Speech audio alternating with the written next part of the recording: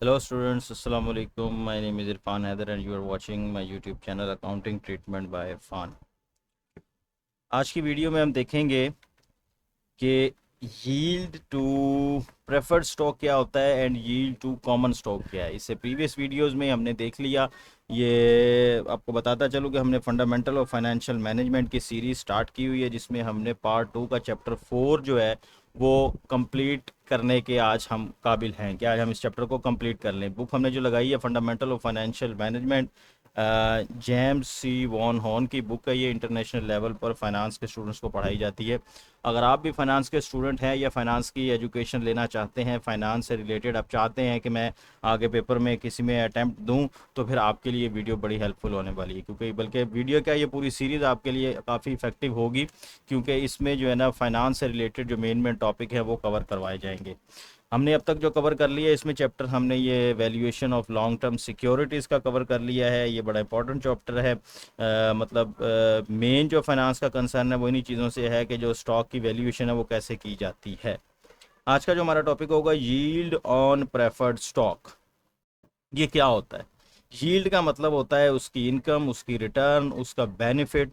हमें preferred stock से क्या बेनिफिट मिलेगा अगर हम ये प्रेफर्ड स्टॉक खरीदते हैं तो। ठीक हो गया। एक तो प्रेफर्ड स्टॉक से आपको पता है डिविडेंड मिलता है। ठीक हो गया। डिविडेंड साल के एंड पे कंपनी या क्वार्टरली या बाई एनुअली डिक्लेयर करती है। वो डिविडेंड उसका क्या कहलाती है? उसकी इनकम कहलाती है, उसका रिटर्न कहलाता है।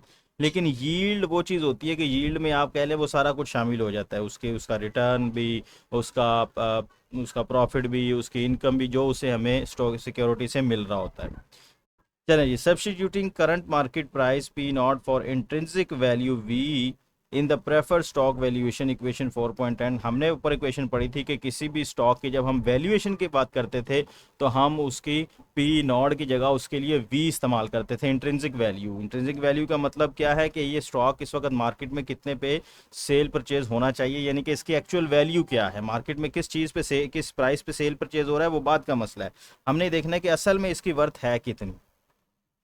तो उसको हमने रिप्लेस कर दिया पी नॉट से, मतलब आज की जो उसकी मार्केट की प्रेजेंट वैल्यू होगी हमने वही लेनी है, उठा लेनी है। हमने देखना है मार्केट में कितने की ये स्टॉक सेल परचेज हो रहा है। In the preferred stock valuation we have P naught is equal to D P over K P, where DP is still the stated annual dividend per share of the preferred stock, but KP is now the market required return for this stock। अब KP पहले हम इसको discount rate इस्तेमाल करते थे, हमें ये available होता था, हम कहते थे कि यार अगर हमारा डिस्काउंट रेट ये होगा तो बताएं हमें इसको कितने में ख़रीदना चाहिए।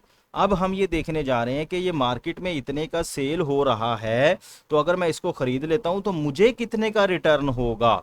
तो अब के पी उससे रिप्लेस हो गया, required rate of return, market का रिक्वायर्ड रेट ऑफ रिटर्न से रिप्लेस हो चुका है वही चीज़, है वही कैलकुलेशन, लेकिन अब इसमें चूंकि सिनेरियो चेंज हो गया, इस वजह से अब ये के पी क्या बन गया? Market rate of return, simply, या यील्ड ऑन प्रेफर्ड स्टॉक हम उसको कहेंगे। आज के मुताबिक अगर हम उस शेयर को खरीद लेते हैं तो हमें पता है उस पर कितना यील्ड होगा।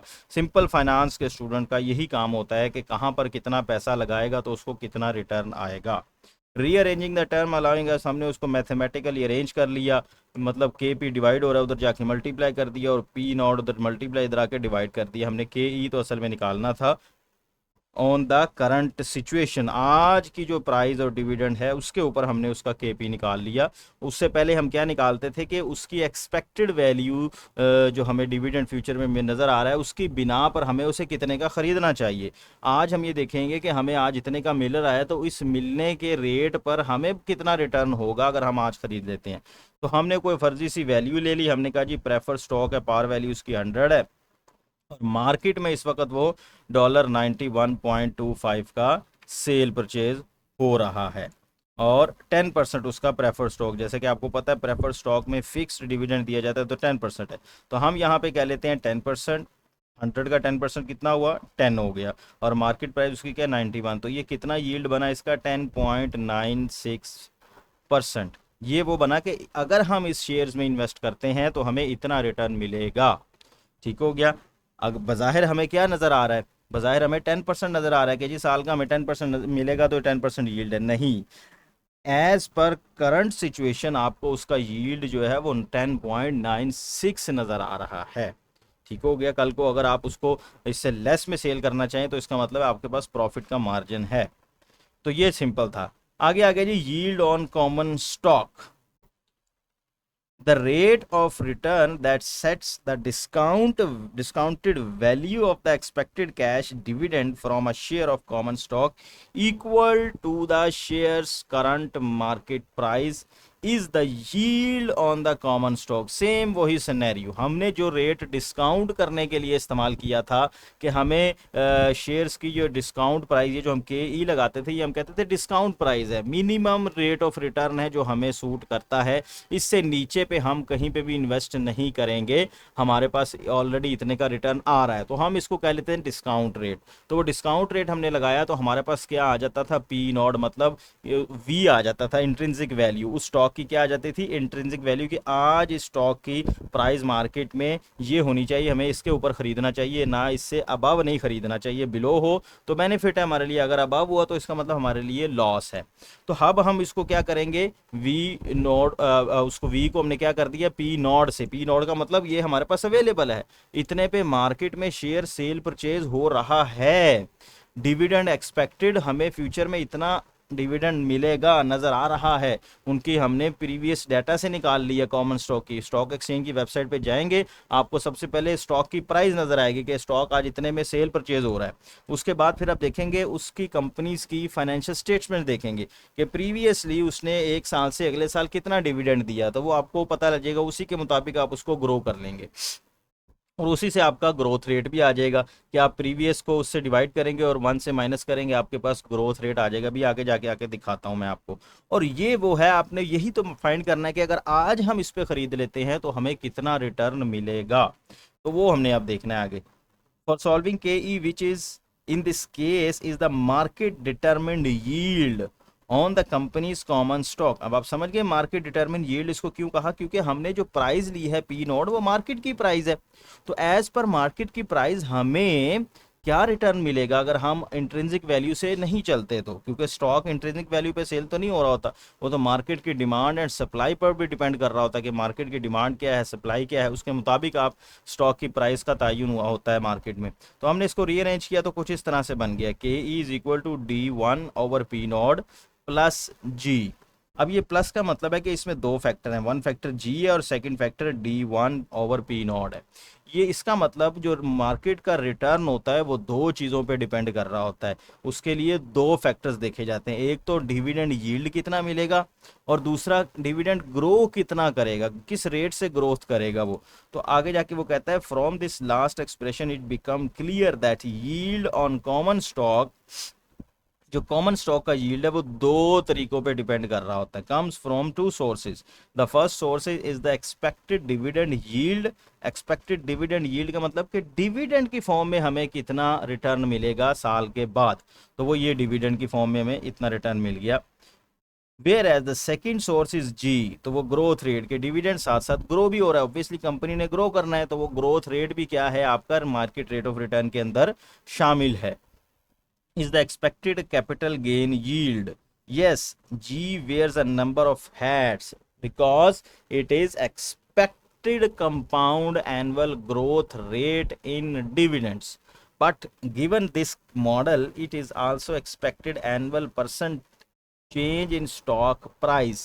वो स्टॉक प्राइस ये जी कैसे निकलेगा, आप देखेंगे स्टॉक प्राइस क्या है, P1 divide by P not, आज की और फ्यूचर की स्टॉक की प्राइस, या आप पिछले 2 सालों का डाटा निकाल लें तो उसके मुताबिक आपको ये कितनी मिलेगी जी रेट, ये ग्रोथ रेट आपको यहाँ पे फाइंड होगा, वो जो मैंने आपको बताया कि कैसे जी फाइंड कर सकते हैं। As such is refer to as the capital gain yield.